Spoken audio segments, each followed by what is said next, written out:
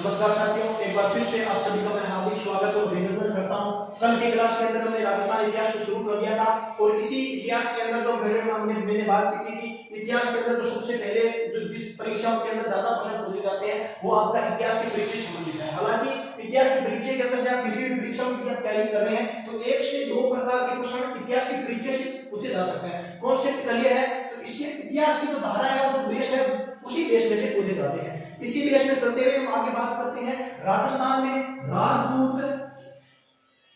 राजपूतों की उत्पत्ति के संदर्भ में। राजपूतों की उत्पत्ति के संदर्भ में प्रत्येक इतिहासकार के अलग अलग मत है। प्रत्येक इतिहासकार के अलग अलग धारणा है। इसी धारणा को आधार मानते हुए प्रत्येक इतिहासकार ने किस प्रकार से राजपूतों की उत्पत्ति के संदर्भ में जो सिद्धांत दिए उन्हीं सिद्धांतों को प्रारंभ करते हैं। यदि प्रथम सिद्धांत की मैं यदि बात करूं, राजपूतों की उत्पत्ति के संदर्भ में जितने भी सिद्धांत हैं उनमें नंबर 1 पर आता है, 1 नंबर यदि इतिहासकार की मैं बात करूं तो इनका नाम है जी.एच. ओझा। जी.एच. ओझा की यदि मैं बात करूं डॉक्टर गौरीशंकर हीराचंद ओझा। इन्होंने क्या कहा, राजपूतों की उत्पत्ति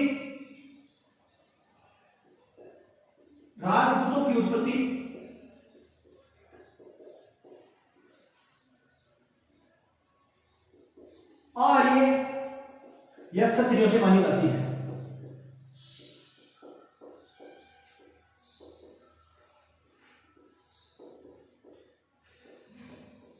राजपूतों की उत्पत्ति के संदर्भ में जी.एच. ओझा ने सिद्धांत दिया है कि राजपूतों की उत्पत्ति आर्य या क्षत्रियों से मानी जाती है। राजपूत क्या थे? आर्य थे। और इन लोगों का जो मत का समर्थन है वो किसने दिया है? डॉक्टर गौरीशंकर हीराचंद ओझा ने। यहां पर मैं लिख सकता हूं डॉक्टर गौरीशंकर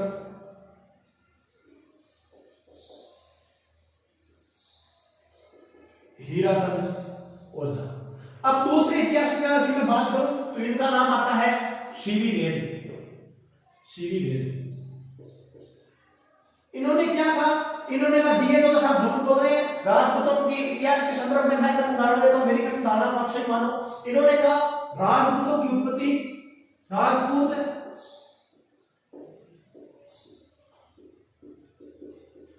शुद्ध तौर पर भारतीय है, अर्थात राजपूत वैदिक आर्यों की संतानें हैं। इन्होंने कहा राजपूतों की उत्पत्ति के संदर्भ में यदि मैं बात करूं तो राजपूत क्या है? शुद्ध तौर पर भारतीय है, अर्थात भारतीय व्यक्ति भारतीय महिलाओं के साथ में वैवाहिक संबंध स्थापित करने के बाद में जो संतानें उत्पन्न हुई उनको क्या कहा गया? इनको राजपूत कहा गया। और इन्हीं राजपूतों के संदर्भ में तो शुद्ध तौर पर यदि भारतीय अर्थात राजपूत किनकी संतानें हैं? राजपूत वैदिक आर्यों की संतानें हैं। ये कथन किसका है? ये कथन सी.वी. वेद का है। क्या कोई कथन है? नहीं। यदि आपको परीक्षा में सरकारी नौकरी लगना है तो आपको अभी बहुत से कथन याद में रखने होंगे, क्योंकि तीसरा कथन आता है, इनका नाम है, तीसरा कथन 2 व्यक्तियों का है। पहले व्यक्ति की मैं बात करूं, पहले व्यक्ति का नाम है नयनचंद्र सूरी और इनके साथ में ओपनिंग करने के लिए उनका नाम था आपके जयनायक भट्ट। नयनचंद्र सूरी के ग्रंथ का क्या नाम था? नयनचंद्र सूरी के ग्रंथ का नाम था आपके हमीर महाकाव्य और इनके ग्रंथ का नाम था आपके पृथ्वीराज विजय। इन्होंने क्या कहा? इन्होंने कहा राजपूतों की उत्पत्ति के संदर्भ में, अर्थात राजपूत क्या थे? राजपूत सूर्यवंशी। राजपूत क्या है? राजपूत सूर्यवंशी है, अर्थात राजपूत किसकी संतानें हैं? राजपूत सूर्य की संतानें हैं। राजपूत किसकी संतानें हैं? राजपूत सूर्य की संतानें हैं। इनके संदर्भ में उन्होंने जो दिया किस प्रकार से दिया कि नयनचंद्र सूरी और जयनायक भट्ट, इन दोनों ग्रंथ, नयनचंद्र सूरी के ग्रंथ का क्या नाम था? नयनचंद्र सूरी के ग्रंथ का नाम था हमीर महाकाव्य और जयनायक भट्ट के ग्रंथ का क्या नाम था? जयनायक भट्ट के ग्रंथ का नाम था पृथ्वीराज विजय। अब अर्थ दिया है, इष्टिगत उदाहरण दिए। उन्होंने कहा राजपूत की उत्पत्ति किससे मानी जाती है? राजपूत की उत्पत्ति सूर्य से मानी जाती है। यानी कि इसमें सर्वप्रथम कौन आया? सर्वप्रथम सूर्य आया, सूर्य आया। ठीक है, सूर्य के बाद में उनका जो वंशज आया उनका क्या नाम था? विवस्वान था, विवस्वान। विवस्वान के बाद में क्या आया? विवस्वान के बाद में राजा दशरथ आए, राजा दशरथ आए। राजा दशरथ के बाद में कौन आए? राजा राम आए। राम के वंशज का क्या नाम था? राम के वंशज का नाम था लव और कुश, लव और कुश आए। लव कुश का 106वां वंशज था, उनका क्या नाम था? विजयभूप था, विजयभूप आए। विजयभूप का 6वां वंशज इनका क्या नाम था? शिलादित्य आए। और शिलादित्य के बाद में भूआदित्य ने आकर के राजपूतों में क्या की थी? उत्पत्ति की थी। हालांकि सूर्य वंश सिद्धांत के बारे में हम आगे अध्ययन करेंगे विस्तार से कि किस प्रकार से सूर्य वंश का जो अवधारणा दी है उनके बारे में। हालांकि थ्योरेटिकल बातें जो आपको पहले क्वेश्चन के आधार पर समझाने का काम करूंगा। ठीक है, 3 इतिहासकार हमने देख लिए। पहले इतिहासकार का नाम क्या है? डॉक्टर गौरीशंकर हीराचंद ओझा। शॉर्ट के अंदर बोलूं तो जी.एच. ओझा। जी.एच. ओझा इन्होंने क्या था? राजपूतों की उत्पत्ति आर्यों से हुई है। आर्य का क्षत्रिय की संतान है। राजपूतों की उत्पत्ति आर्य क्षत्रिय से हुई है। अभी वो याद कैसे रखोगे? यहाँ पर ए से होता है ओझा और ए से क्या है? आर्य। राजपूत किसकी संतान है? राजपूत आर्य। आर्य मतलब राजपूत किसकी संतान है? राजपूत क्षत्रिय की संतान है। दूसरा क्या है? सीवी वेद। सीवी यानी सीवी वेद, वेद यानी क्या? शुद्ध, शुद्ध तौर पर क्या? भारतीय, अर्थात राजपूत क्या है? वैदिक आर्यों की संतान है। ठीक है, तीसरे नंबर पर चलता हूं तो इतिहासकार, एक इतिहासकार का नाम नयनचंद्र सूरी और दूसरे इतिहासकार का नाम जयनाथ भट्ट। नयनचंद्र सूरी के ग्रंथ का क्या नाम? हमीर महाकाव्य और जयनाथ भट्ट का क्या नाम है? पृथ्वीराज रचि। यानी कि क्षय से सूर्य किसकी संतान है? सूर्य की संतान है, अर्थात क्या? सूर्य वंश। इन 3 इतिहासकारों को ध्यान में रखना बहुत जरूरी है। अब यहां पर मैं अगले इतिहासकारों पर चर्चा करते हैं, क्योंकि परीक्षाओं के अंदर 3 इतिहासकारों को याद करने से क्या नहीं मिलने वाली? नौकरी नहीं मिलने वाली। नौकरी नहीं मिलेगी तो क्या नहीं मिलेगी? कुछ भी नहीं मिलेगा। ठीक है, 3 इतिहासकार हमने पढ़ लिए। अब चौथे इतिहासकार का नाम आता है डी.आर. भंडारकर। नंबर 4 इतिहासकार की मैं बात करूं तो इनका क्या नाम है? डी.आर. भंडारकर। डी.आर. भंडारकर ने क्या कहा? डी.आर. भंडारकर और उनके साथ में क्या थे? गोपीनाथ शर्मा। गोपीनाथ शर्मा इन्होंने क्या कहा? इनका कथन क्या है? इनके कथन की मैं बात करूं, इन्होंने क्या कहा? Doctor DR. भंडारकर यानी देवदत्त भंडारकर और गोपीनाथ शर्मा, इन्होंने कहा राजपूतों की उत्पत्ति गुर्जर व ब्राह्मणों से मानी जाती है। ठीक है, डी.आर. भंडारकर, चौथे इतिहासकार का नाम है डी.आर. भंडारकर और गोपीनाथ शर्मा। इन्होंने क्या कहा? इन्होंने स्पष्ट मत कहा, यानी कि डी.आर. भंडारकर और गोपीनाथ शर्मा। गोपीनाथ शर्मा क्या है? शर्मा क्या होते हैं? ब्राह्मण होते हैं। ब्राह्मण क्या बताएंगे? इन्होंने कहा राजपूतों की उत्पत्ति ब्राह्मणों से मानी जाती है, अर्थात राजपूत क्या थे? ब्राह्मण थे। ब्राह्मणों ने क्या किया? ब्राह्मणों ने भारतीय महिलाओं के साथ विवाह किया और इनसे जो संतानें उत्पन्न हुई उनको क्या कहा गया? राजपूत कहा गया। ठीक है, गुर्जर और ब्राह्मणों से किसकी उत्पत्ति मानी जाती है? गुर्जर और ब्राह्मणों से किसके संदर्भ में उत्पत्ति मानी जाती है? डी.आर. भंडारकर और गोपीनाथ शर्मा के अनुसार राजपूतों की उत्पत्ति गुर्जर व ब्राह्मण से मानी जाती है। ठीक है, अब अगले इतिहासकार पर चलते हैं। अब एक महत्वपूर्ण इतिहासकार आते हैं जिनको हम बोलते हैं मिश्रित अवधारणा। मिश्रित अवधारणा पेश करने वाले 2 इतिहासकार आएंगे, 2 इतिहासकार आएंगे अभी। मिश्रित अवधारणा, मिश्रित परीक्षा के अंदर कुछ प्रश्न पूछा जा सकता है मिश्रित अवधारणा का कथन। ठीक है, पहले इस कथन पर चर्चा करते हैं। क्या कहा गया? कथन पर चर्चा करते हुए आता है डी.पी. चट्टोपाध्याय। इतिहासकार का नाम है डी.पी. चट्टोपाध्याय। डी.पी. चट्टोपाध्याय। ठीक है, इन्होंने क्या कहा? डी.पी. चट्टोपाध्याय ने कहा सभी इतिहासकार झूठ बोल रहे हैं। इन्होंने कहा राजपूत ना तो देशी है ना देशी और ने ही विदेशी, अर्थात राजपूत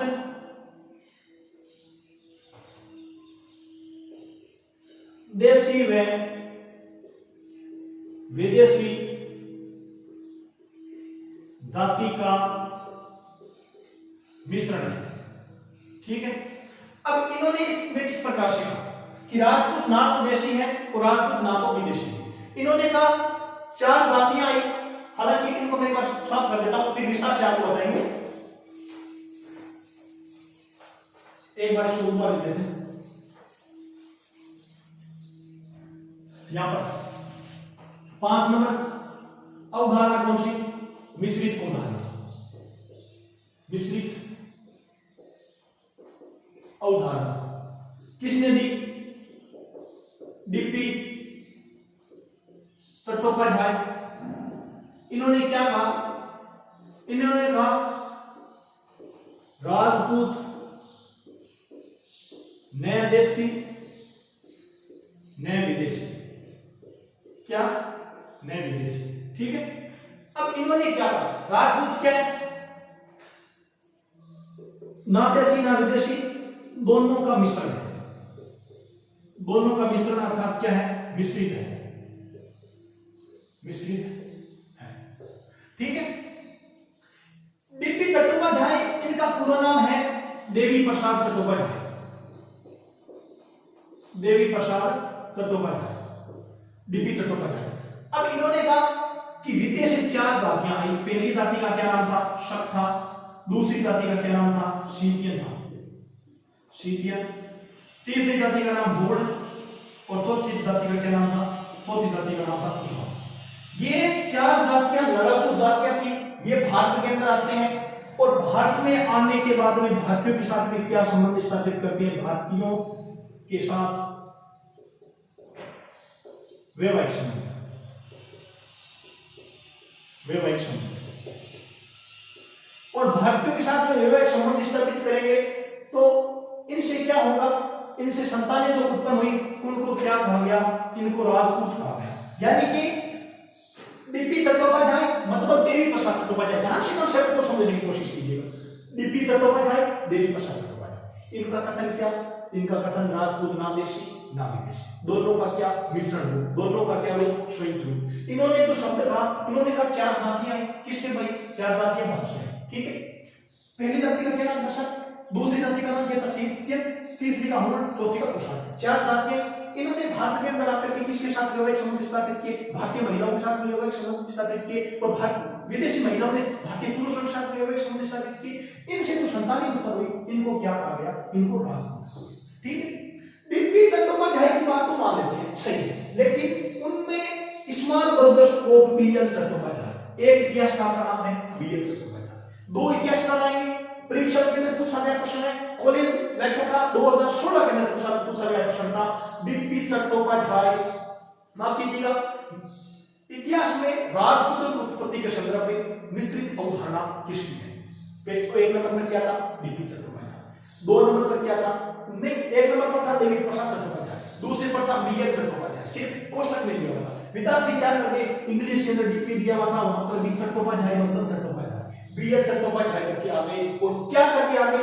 1/3 माइनस करके आगे। ध्यान रखना, डीपी चट्टोपाध्याय अलग है, बीएल चट्टोपाध्याय अलग है। दोनों क्या है? अलग अलग रूप है। यदि मैं बात करूं आपके बीएल चट्टोपाध्याय यानी कि नंबर 6 पर जो इतिहासकार आते हैं उनका क्या नाम है? बीएल चट्टोपाध्याय। ध्यान रखना, बीएल चट्टोपाध्याय इन्होंने क्या था? राजपूत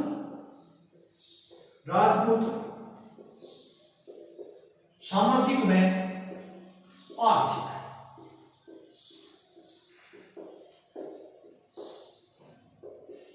क्रियाओं का मिश्रण है। इन्होंने क्या कहा कि मिश्रित अवधारणा के अंदर बीएल चट्टोपाध्याय, डीपी चट्टोपाध्याय के अंदर देखिए, इन्होंने कहा राजपूत सामाजिक व आर्थिक दोनों क्रियाओं का क्या है? मिश्रण रूप है। ठीक है, यहां तक हमने 6 इतिहासकारों को विस्तार पूर्वक देख लिया। इनके बारे में हमने ध्यान प्राप्त कर लिया कि किस प्रकार से किसकी अवधारणा किस प्रकार से थी। ठीक है, अब जो महत्वपूर्ण इतिहासकार आते हैं और जिनसे परीक्षाओं के अंदर पूछा गया प्रश्न है, जिनकी मैं बात कर रहा हूं, राजस्थान इतिहास का जनक, राजस्थान इतिहास के पितामह, घोड़े वाले बाबा कर्नल जेम्स टॉड की बात। किसकी बात कर रहा हूं? 7 नंबर इतिहासकार के बारे में मैं देखूं तो इनका क्या नाम है? Colonel James Tod. Colonel James Tod का, ठीक है, इन्होंने क्या कहा? राजपूत क्या है? राजपूत विदेशी जाति, राजपूत विदेशी जाति है। और राजपूतों को कौन सी जाति की संज्ञा दी? राजपूतों को पांचवी जाति की संज्ञा दी। वो बताऊंगा किस प्रकार से दी। राजपूतों को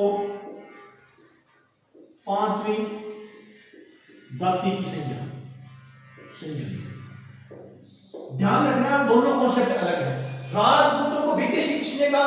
राजपूतों को विदेशी कर्नल जेम्स टोड ने कहा। अब आप कहोगे कि सर जो जाति की मैं बात करता हूं, इन्होंने क्या कहा? इन्होंने कहा राजपूत शक और राजपूत शीर्षक, दो जातियां आई। इन्होंने कहा खून और कुषाण आए नहीं थे। बीएस चट्टोपाध्याय ऐसा वैसा झूठ बोल रहा है, उसको कुछ पता नहीं है, मुझे बहुत बोल रहे हैं कि मैं क्या कर रहा हूं। इन्होंने कहा दो जाति आई। इन्होंने भारतीयों के साथ में क्या संबंध स्थापित किए? शक और शीतियन, यानी कि एक जाति का नाम था शक और दूसरी जाति का क्या नाम था? दूसरी जाति का नाम था शीतियन। शीतियन और शक दोनों क्या थी? विदेशी जातियां थी। भारत के अंदर आएंगे और भारत के अंदर आएंगे तो क्या करेंगे? भारतीय महिलाओं के साथ में विवाह करेंगे, भारतीयों के साथ वैवाहिक संबंध, ठीक है। और वैवाहिक संबंध स्थापित करने के बाद में क्या होंगे? संतान उत्पन्न होंगी और इन्हीं संतानों को क्या कहा गया? इन्हीं संतानों को राजपूत कहा गया, ठीक है। अब आप कहोगे सर तो फिर ये विदेशी मत किस प्रकार से हो गए? आप कह रहे हो कि कर्नल जेम्स टोड विदेशी है, कर्नल जेम्स टोड ने राजपूतों को विदेशी कहा है, तो शक और शीतियन इस प्रकार से कैसे हो गया? तो ध्यान से देखिएगा, बीएल चट्टोपाध्याय इन्होंने कहा, इन्होंने स्पष्ट कह दिया कि दोनों ये जातियां आई, ठीक है, इन जातियों ने शक और शीतियन और इनसे जो संतानें उत्पन्न हुई उनको क्या कहा गया? राजपूत कहा गया, ठीक है।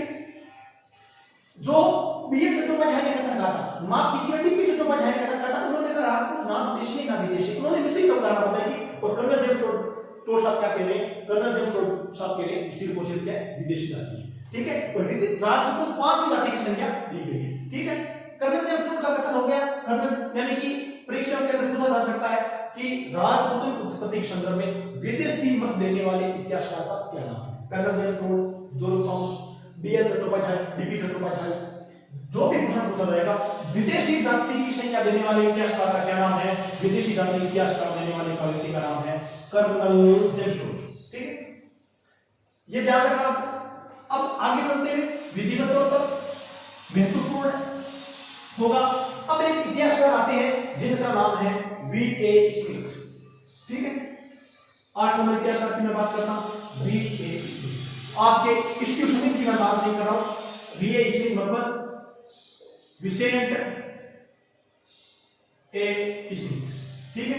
इनका पूरा क्या नाम है? विसेंट ए. स्मिथ। वी.ए. स्मिथ पूरा नाम विसेंट ए. स्मिथ। इन्होंने क्या कहा? इन्होंने कहा राजपूत यूची, एक यूची जाति आई, एक गुर्जर आई और एक हुण आई, ठीक है। ये तीन जातियां विदेशी आई और इन्होंने क्या किया? ये तीन जातियां आई मतलब यूची भी आई, हुण भी आई और ये भी आई। इन्होंने किसके साथ में संबंध स्थापित किए? भारतीयों के साथ में संबंध स्थापित किए। भारतीयों के साथ वैवाहिक संबंध। और जो संतानें उत्पन्न हुई उनको क्या कहा गया? राजपूत कहा गया। यानी कि उनका कहना है कि यूची जाति आई, एक गुर्जर जाति आई और एक हुण आई। इन्होंने भारत के अंदर आने के बाद में भारतीय महिलाओं के साथ वैवाहिक संबंध स्थापित किए और वैवाहिक संबंध स्थापित करने के बाद में जो इनसे संतानें उत्पन्न हुई उन संतानों को क्या कहा गया? इन संतानों को राजपूत कहा गया, ठीक है। ये कॉन्सेप्ट क्लियर हो जाता है। इसके बाद में एक इतिहासकार आते हैं, इनका नाम है कनिंघम। एक इतिहासकार कनिंघम और एक इतिहासकार का नाम है अलेक्जेंडर। इन्होंने क्या कहा? इन्होंने सिर्फ यह कहा कि राजपूतों की उत्पत्ति के संदर्भ में सिर्फ और सिर्फ कुषाण जो विदेशी जाति थी, कुषाण की संतानें, यानी कि सिर्फ और सिर्फ किस प्रकार से रखेंगे? कैसे कनिंघम और कैसे क्या कुषाण। अलेक्जेंडर कनिंघम और अलेक्जेंडर दो इतिहासकार थे, कैसे कनिंघम और कैसे कुषाण। इन्होंने कहा कुषाण जाति विदेशी जाति थी, सिर्फ और सिर्फ कुषाण जाति ने भारतीयों के साथ महिलाओं के साथ में वैवाहिक संबंध स्थापित किए और इनसे जो संतानें उत्पन्न हुई उनको क्या कहा गया? राजपूत कहा गया, ठीक है। अब ये 7 से 8 प्रकार के इतिहासकारों के मत समर्थन समाप्त हो जाते हैं। अब इसके बाद में हालांकि इतिहासकार तो और भी बहुत है, लेकिन जो परीक्षाओं की दृष्टि से महत्वपूर्ण है, हमें विद्वान नहीं बनना है, हमें सिर्फ और सिर्फ परीक्षाओं के अंदर एक गोला काला, हमें विद्वान नहीं बनना है, हमें मात्र और मात्र परीक्षाओं के अंदर क्या करना है, परीक्षाओं के अंदर गोला काला करना है, और वो भी क्या करना है, श्री काला करना है। यहां तक पढ़ाया, यहां तक आपको समझ में आया, बिल्कुल साफ, हमें जितना पढ़ाया यहां तक समझ में आया। यहां पर तो हमें आधी रात को भी पूछ लेना, आधी रात को नहीं बताना है, परीक्षा के अंदर क्या करके आना है, गोला से करा के आना है, ठीक है। अब एक महत्वपूर्ण इतिहासकार है और एक महत्वपूर्ण अवधारणा जिसकी मैं बात कर रहा हूं, इस अवधारणा का नाम है अग्निकुंड का सिद्धांत। बहुत महत्वपूर्ण और मोस्टली इसी अवधारणा से प्रश्न पूछे जाते हैं। हालांकि अग्निकुंड का सिद्धांत, अग्निकुंड का सिद्धांत, ठीक है, अग्निकुंड सिद्धांत। अग्निकुंड सिद्धांत की मैं बात करूं तो अग्निकुंड सिद्धांत किसने लिखा? अग्निकुंड सिद्धांत की जो रचना है चंद्रवर्दाई, चंद्रवर्दाई। और चंद्रवर्दाई के ग्रंथ का क्या नाम है? ग्रंथ पृथ्वीराज रासो। ध्यान में आ रहा है? और इस यदि ग्रंथ के मैं भागों की बात करूं तो इसमें कुल कितने भाग थे? 18 भाग थे।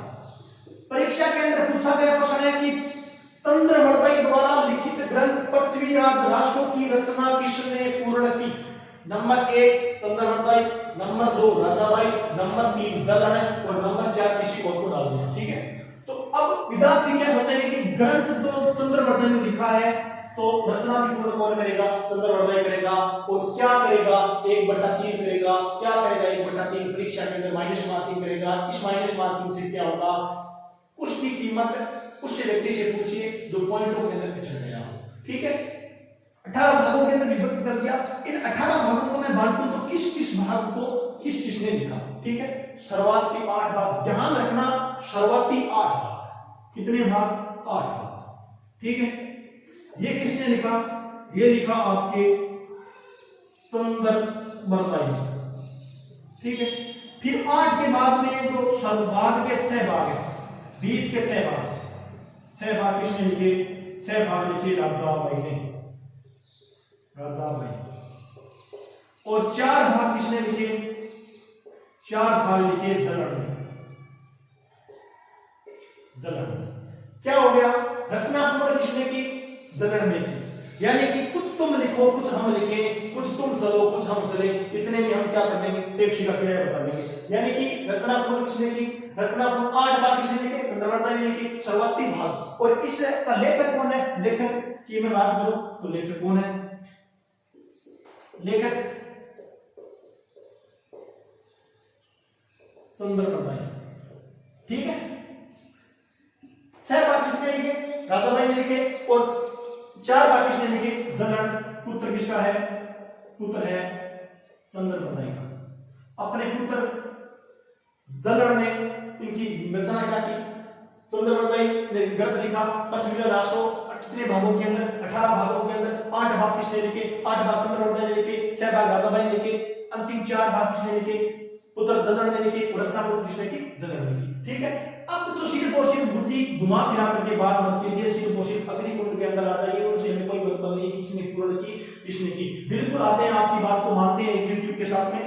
ये हो जाता है अग्निकुंड सिद्धांत। यहां पर इसको गौर भरे में केंद्र कीजिए। विशिष्ट मुनि, आबू पर्वत पर विशिष्ट मुनि, विशिष्ट मुनि ये क्या करवाता है? आबू पर्वत पर यज्ञ करवाता है। क्या करवाता है? आबू पर्वत पर यज्ञ करवाता है। और इस सिद्धांत का क्या नाम है? अग्निकुंड सिद्धांत, अग्निकुंड सिद्धांत, अग्निकुंड सिद्धांत। विशिष्ट मुनि ने आबू पर्वत पर यज्ञ करवाया और इस यज्ञ का क्या नाम था? अग्निकुंड सिद्धांत। और उसकी जानकारी कहां मिलती है? चंद्रवर्दाई द्वारा लिखित ग्रंथ पृथ्वीराज रासो में कि हाँ चंद्रवर्दाई सत्य बोल रहा है, इस प्रकार से कुछ हुआ था। पहले इनसे कितनी जातियां निकल कर आई? इनसे 4 जातियां निकल करके आई। पहली जाति का नाम था प्रतिहार, प्रतिहार। दूसरी जाति का नाम था परमार और वो परमार, तीसरी का नाम था सोलंकी, सोलंकी या मैं चालुक्य भी बोल सकता हूं, चालुक्य, और चौथी जाति का नाम था चौहान और इसे मैं चौहान भी कह सकता हूं। ठीक है, इसको एक बार आप माइंड ऑफ द भूल जाइए। ये क्या थी? पहली जाति क्या आई? प्रतिहार। प्रतिहार के बाद में दूसरी कौन आई? परमार। परमार के बाद में तीसरी कौन आई? चालुक्य, सोलंकी, चालुक्य याद कीजिए, प्रतिहार, परमार, चालुक्य और चौहान। तीन जातियां उत्पन्न होने के बाद में चौथी जाति आई चौहान। ठीक है, मैं आपसे पूछूं चौहानों की कुल देवी कौन सी है? चौहानों की कुल देवी कौन सी है? इन्होंने अपनी कुल देवी किसे बनाया? चौहानों की कुल देवी, चौहानों की कुल देवी कौन सी है? आशापुरा माता, आशापुरा माता। ठीक है, ये ध्यान रखिए आपने कि अग्निकुंड सिद्धांत हुआ, इनसे चार जातियां ऊपर होकर के आई और इनसे जो संतानें उत्पन्न हुई जातियों के माध्यम से वो क्या कहा गया? इनको राजपूत कहा गया। ठीक है, यहां तक इतना जो पढ़ाया इनसे काम नहीं बनने वाला, ना इनसे कभी प्रश्न पूछा जाता है। ये सिर्फ प्रश्न इन्हीं में से पूछा जाएगा, लेकिन स्पष्ट पूछा नहीं जा सकता कि किस प्रकार से प्रश्न पूछा जा सकता है। वो प्रतिहार में से भी पूछ सकता है, वो परमार से भी पूछ सकता है, वो सोलंकी से भी पूछ सकता है और वो चौहान से भी पूछ सकता है। इसको अधिकार है। किसने यह करवाया? आबू पर्वत पर विशिष्ट मुनि ने आबू पर्वत पर क्या करवाया? एक एक करवाया। इनसे जो संतानें उत्पन्न हुई उन संतानों को क्या कहा गया? ठीक है, इन संतानों को राजपूत कहा गया। अब इस मत का समर्थन, हाँ सुंदरवर्धन सत्य बोल रहा है, इसमें किसी भी प्रकार का छल कपट नहीं है। मत का समर्थन, मत का समर्थन, मत के समर्थन की बात करो तो एक नंबर पर आपके कौन से थे? सूर्यमल मिश्र, सूर्यमल मिश्र। इन्होंने कहा हाँ आबू पर्वत पर इस प्रकार का हुआ था और इनके साथ में ओपनिंग फ्लोट पर कौन आए थे? मूढ़ोत्नेषि। मूढ़ोत्नेषि को क्या कहा जाता है? राजस्थान का अबुल फजल, अबुल फजल। ये किसने कहा? ये कहा मुंशी देवी प्रसाद ने कि राजस्थान का अबुल फजल किसे कहा जाता है? राजस्थान का अबुल फजल मूढ़ोत्नेषि को कहा जाता है। मूढ़ोत्नेषि को राजस्थान का अबुल फजल किसने कहा? मूढ़ोत्नेषि को राजस्थान का अबुल फजल मुंशी देवी प्रसाद ने कहा था। ठीक है, इस प्रकार से। और अब इस ग्रंथ का यदि उदारक की बात करूं, इस ग्रंथ में प्रचारक की बात करूं, ग्रंथ का उदारक, ग्रंथ का उदारक किसको कहा जाता है? ग्रंथ का उदारक कर्नल जेम्स टोड को कहा जाता है। यानी कि उस समय के अंदर सोशल साइड होती नहीं थी, प्रचार प्रसार होता नहीं था। वर्तमान समय के अंदर प्रचार प्रसार हो सकता है, यानी ग्रंथ को जो प्रकाशित करने का श्रेय है वो कर्नल जेम्स टोड को कहा जाता है। ठीक है, इतनी क्लासों के अंदर कल और आज की क्लासों के अंदर हमने क्या पढ़ा? राजपूतों की उत्पत्ति के संदर्भ में महत्वपूर्ण सिद्धांत पढ़े। इन सिद्धांतों के अंदर पहले में क्या था? राजपूतों की उत्पत्ति के संदर्भ में यदि सिद्धांतों की मैं बात करूं, प्रथम सिद्धांत क्या था? डॉक्टर बोरीशंकर हीराचंद ओझा। याद किस प्रकार होगी? ऐसे ओझा ऐसे पाही। ठीक है, दूसरे में क्या पढ़ा? श्री वेद। राजपूत क्या है? शुद्ध तौर पर भारतीय, अर्थात राजपूत क्या है? वैदिक आर्यों की संतान है। तीसरा ग्रंथ हमने क्या पढ़ा? नयनचंद्र सूरी का और जयनायक भट्ट का। नयनचंद्र सूरी के ग्रंथ का क्या नाम है? हमीर महाकाव्य। और जयनायक भट्ट के ग्रंथ का क्या नाम है? पृथ्वीराज विजय। इन्होंने क्या कहा? राजपूत क्या है? कौन से वंशी है? राजपूत सूर्यवंशी है। ठीक है, इसके बाद में हमने क्या पढ़ा? D.R. भंडारकर मतलब देवदत्त भंडारकर और गोपीनाथ शर्मा के सिद्धांत को पढ़ा। गोपीनाथ शर्मा क्या थे? ब्राह्मण थे। उन्होंने राजपूतों की उत्पत्ति विषय बताई। उन्होंने राजपूतों को कहा राजपूत क्या है? ब्राह्मण है, अर्थात राजपूत गुर्जर तथा ब्राह्मणों की संतान है। तीसरे ग्रंथ के बारे में हमने कर्नल जेम्स टोड के बारे में पढ़ा। इन्होंने राजपूतों को क्या कहा गया? राजपूतों को विदेशी कहा गया। राजपूतों के अंदर विदेशी अवधारणा, राजपूतों को शक व सीटियन, दो विदेशी जातियां भारतीयों में आई, भारतीयों के साथ वैवाहिक संबंध स्थापित किए, इनसे जो संतानें उत्पन्न हुई उनको क्या कहा गया? राजपूत कहा गया। तीसरी और मान लीजिए अगली तो महत्वपूर्ण इतिहासकार, एक इतिहासकार का नाम है डीपी चट्टोपाध्याय और दूसरे इतिहासकार का नाम है बीए चट्टोपाध्याय। दो इतिहासकार। डीपी चट्टोपाध्याय का क्या कहना है? डीपी चट्टोपाध्याय का कहना है चार जातियां, पहली जाति का नाम शक, दूसरी सीटियन, तीसरी मूल कुषाण। तीन जातियां, इनसे जो संतानें उत्पन्न हुई उन शताब्दी क्या बन गया, राजपूत आ गया। बीए चट्टोपाध्याय का ग्रंथ क्या है कि राजपूत सामाजिक व आर्थिक दोनों क्रियाओं का क्या है, मिश्रण है। ठीक है, इन तीन चार इतिहासकारों का महत्वपूर्ण मत है कि अग्निकुल सिद्धांत या अग्निकुल सिद्धांत में चंद्रवर्धय ने यह करवाया। इस यज्ञ में जो चार संतानें उत्पन्न होकर गई, पहली संतान का नाम प्रतिहार, दूसरी संतान का नाम परमार, प्रतिहार व चौहान। कितनी जातियां आई, चार जातियां आई। ठीक है, और चौहानों ने अपनी कुलदेवी किसे बनाया, चौहानों ने अपनी कुलदेवी आशापुरा माता को बनाया था। अब यहाँ पर आपका 2 नंबर का क्वेश्चन क्या हो जाता है, समाप्त हो जाता है। परीक्षा के अंदर 2 से 3 नंबर के किसी भी परीक्षा की आप तैयारी करें तो उनसे क्वेश्चन पूछा जा सकता है। अब कल की क्लास के अंदर हम क्या अध्ययन करेंगे, मुगल राजवंशों के साथ में या राजवंशों के जो संबंध है उनके साथ में अध्ययन करेंगे। तो आज की क्लास क्या होती है, यहाँ पर समाप्त होती है। कल की क्लास के अंदर हम क्या करेंगे, राजवंशों के बारे में हम चर्चा विधिवत तौर पर प्रारंभ करेंगे। और राजवंशों में सर्वप्रथम जिस राजवंश पर हम अध्ययन करेंगे, प्राचीन राजवंश गुर्जर प्रतिहार राजवंश पर चर्चा करेंगे। धन्यवाद साथियों, अगली क्लास में मिलते हैं।